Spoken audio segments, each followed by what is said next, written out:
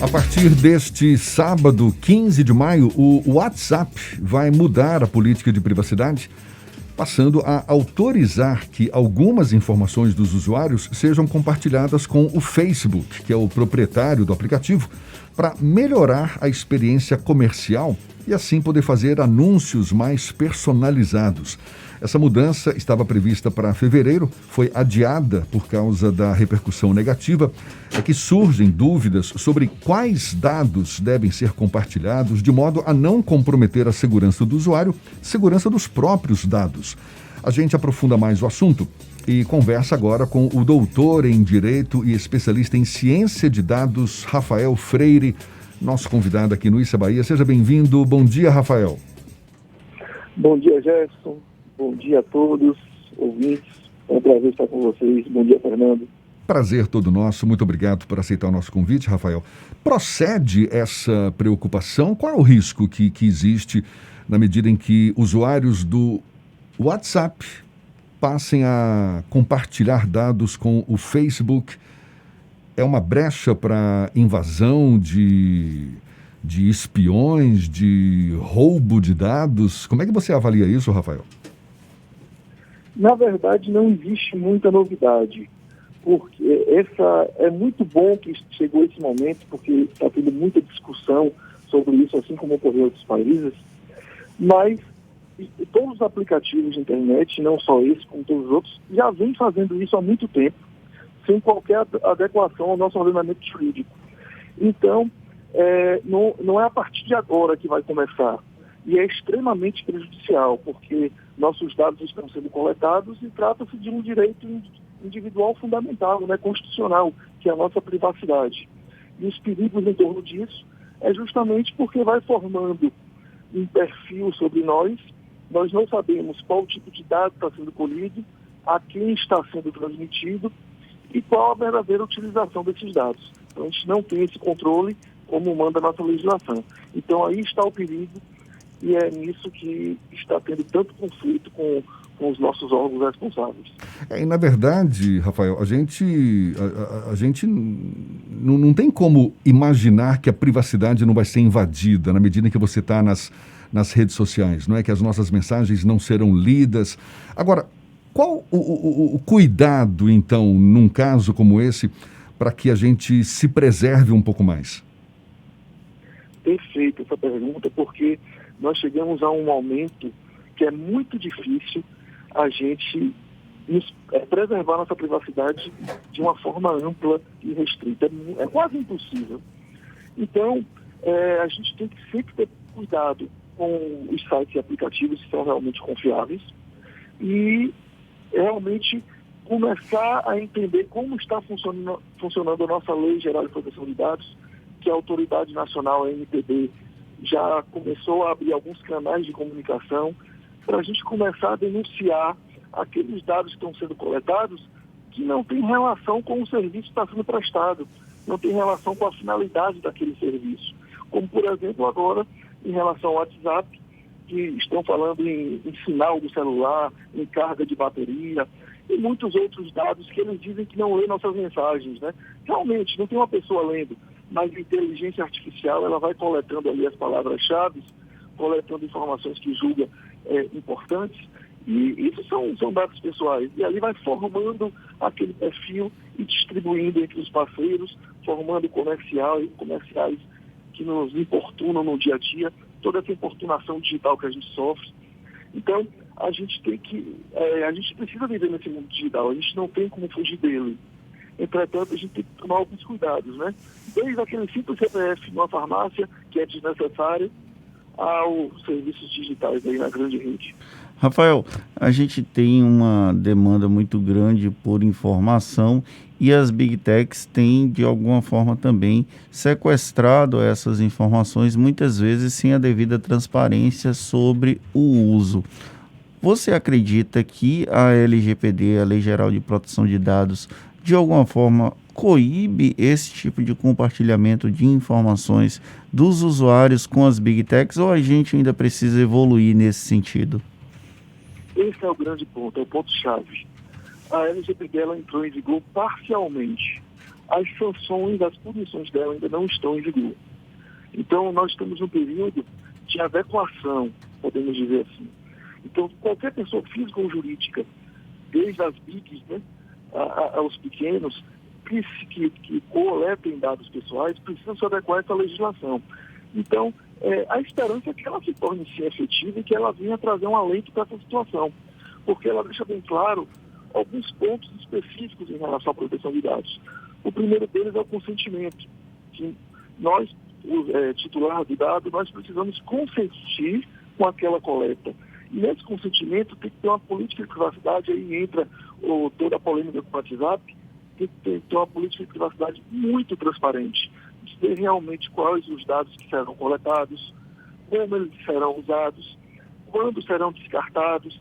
Tem que permitir que a gente retire esse consentimento a qualquer momento. O WhatsApp dá um consentimento compulsório, ou consente ou não tem acesso ao aplicativo. Então, é totalmente de encontro aos regramentos da nossa Lei Geral de Proteção de Dados.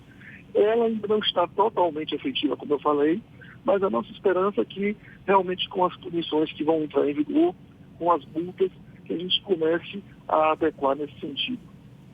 Você acredita que essas políticas internas das Big Techs que não vêm ao conhecimento público, elas são até criminosas, já que elas usam as informações sem o devido consentimento, apesar, mesmo que elas não estejam tipificadas como crime, mas no ponto de vista mais filosófico da palavra? Sim, com certeza, com certeza. Como eu falei no início, é um direito fundamental individual, né? Nossa privacidade, são nossos próprios dados. Imagine esses dados nas mãos erradas, né? A gente está percebendo aí, a partir das notícias, que essa questão de dados e informação direcionada àquele indivíduo tem mudado até política, né? Até os rumos políticos de alguns países. Então, imagine, por exemplo, as questões genéticas que envolvem a saúde, a sua relação com o seu plano de saúde, a sua relação com a previdência, com seguradoras, a sua relação com o seu empregador, que pode não querer contratar aquela pessoa, né, que tenha propensões a adoecer. Então, as repercussões de tudo isso, ela pode ir além de uma simples importunação digital com propaganda. A coisa pode ir crescendo e se tornar desmentida, né? Então, por isso o alerta, por isso o perigo.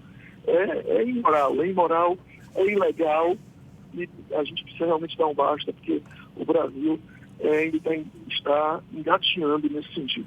A gente está conversando aqui com Rafael Freire, que é doutor em Direito, também especialista em ciência de dados. Rafael, você considera a relação do usuário com o WhatsApp, a gente pode considerar uma relação de consumo? Isso porque muita gente utiliza o WhatsApp para fins comerciais e estou fazendo essa pergunta porque na medida em que a gente compartilhe dados do WhatsApp com o Facebook, você acha que isso pode gerar problemas também no âmbito do Código de Defesa do Consumidor?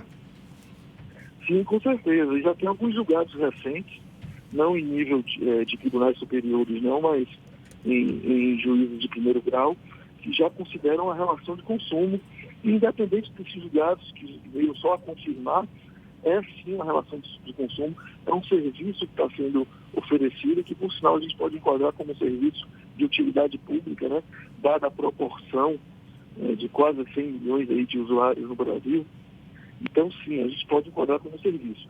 E nesse ponto de defesa do consumidor, é que essa promessa do aplicativo de bloquear aquelas pessoas que não aceitarem compulsoriamente as novas regras, é que infere mais uma lei. A gente estava falando da nova lei de proteção de dados, mas o Código do Consumidor também será ferido, porque não pode negar serviço a um usuário, ainda mais quando esse serviço está com uma política que vai de encontro às regras do país. Eu não sei se já está claro nesse novo regramento aí do WhatsApp, e por isso mesmo eu te pergunto, mas, por exemplo, o usuário ele pode escolher não compartilhar dados com o Facebook? Não.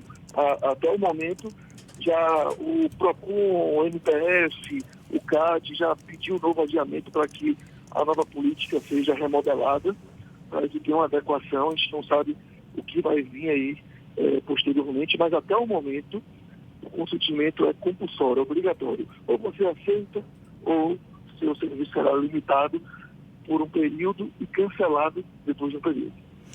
Os usuários que têm uma demanda por utilizar esses serviços e que não concordem com os termos de uso dele, quem teve paciência para ler aqueles termos de uso, já que são raras as pessoas que param para analisar, eles podem eventualmente processar as empresas por discordarem de algum tipo alguns termos do termo de consentimento de uso? Esse tipo de processo é um processo um pouco complicado, porque ele pode não gerar algo além da adequação. Por exemplo, uma lesão a seu direito moral ou material pode não existir aí nesse momento. Mas eu acho que deveria ter ações não em nível individual, mas sim coletivo, né?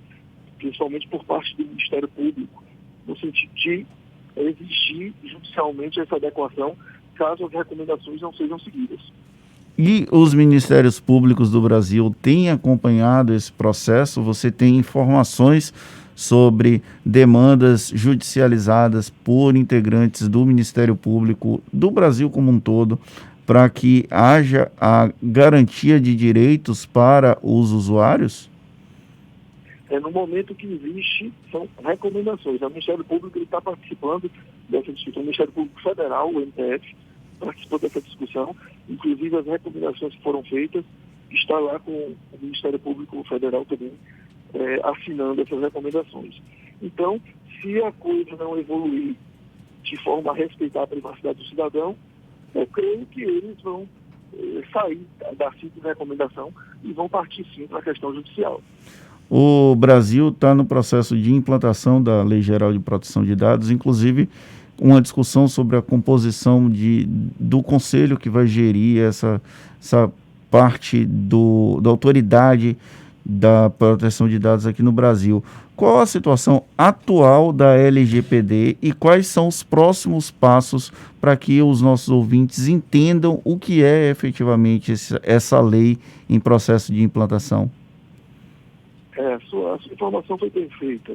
Ainda está no processo de composições, né?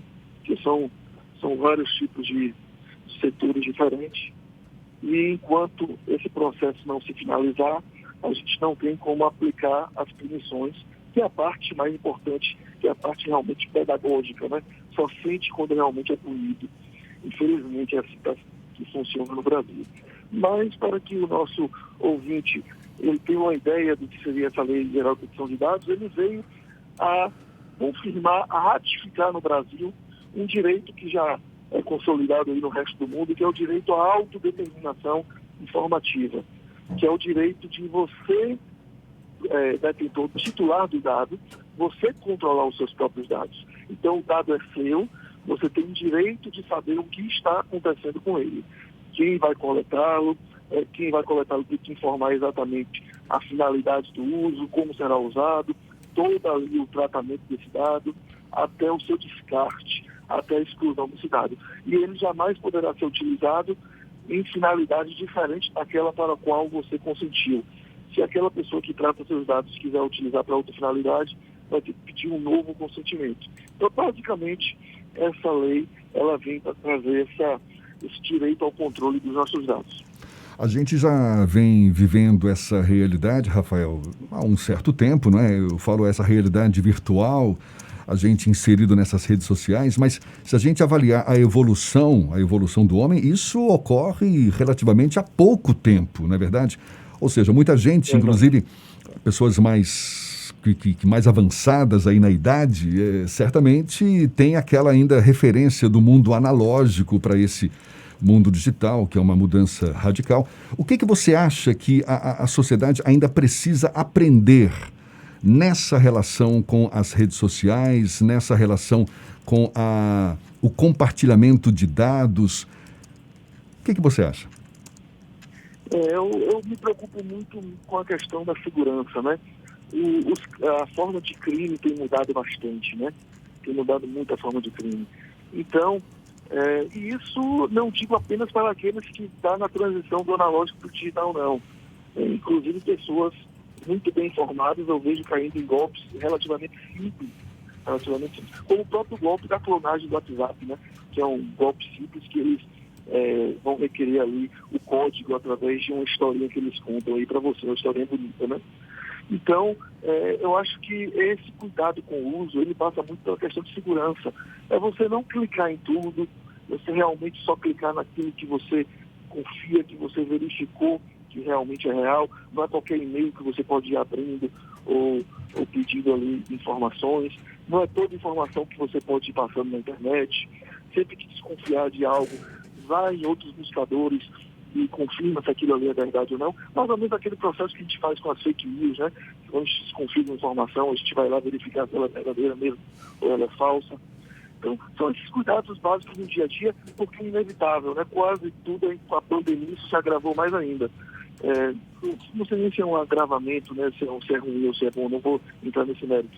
Mas a gente está cada vez mais remoto, cada vez mais digital, cada vez mais nesse mundo, e não tem volta, é só evolução daqui para frente. Então é tomar cuidado simples, realmente, de como você faz no dia a dia, né? Com as pessoas que você lidar, que você não vai se abrindo para qualquer um quando você encontra. A mesma coisa no mundo digital, não é qualquer site, qualquer link, qualquer arquivo que você já pode ir ali e sem qualquer verificação, já ir clicando, porque os cybercriminosos estão aí para roubar seus dados e te causar prejuízo.